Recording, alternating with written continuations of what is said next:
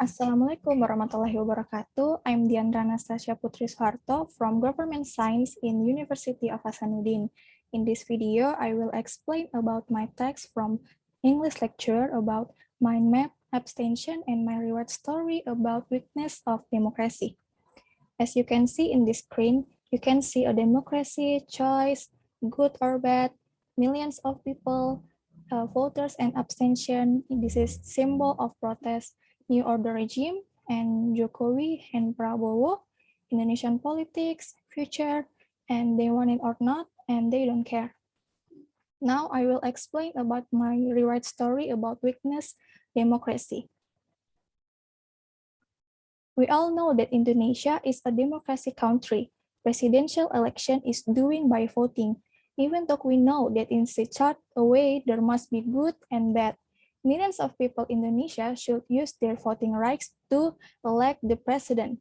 In Indonesia, there are two types of people during the presidential election. First, they are voters.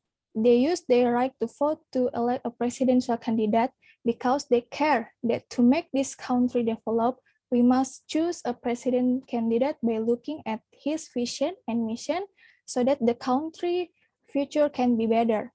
Second, they are abstention. Abstention ultimately always support the winner election, whether they want or not. Consequently, those who do not vote declare openly that they do not care we will rule the country, and this give up their right to complain and criticize the new government. As example, in the presidential election scheduled for April 17, the voters have the choice between two presidential candidates, the incumbent Jokowi and contender Prabowo Subianto. Despite all their programmatic similar, there are clear differences between the two candidates. Our voters can decide in which direction Indonesia politics shall head in the near future.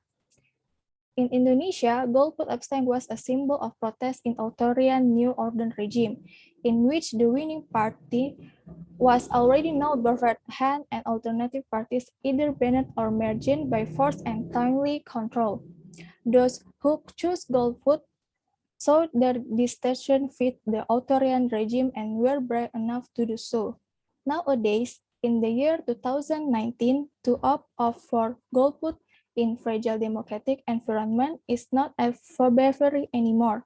It rather can be interpreted as rejecting democracy, can be interpreted as rejecting democracy and showing ignorance for the political future of the country.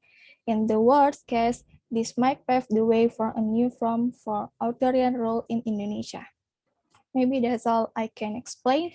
Thank you for listening and see you guys.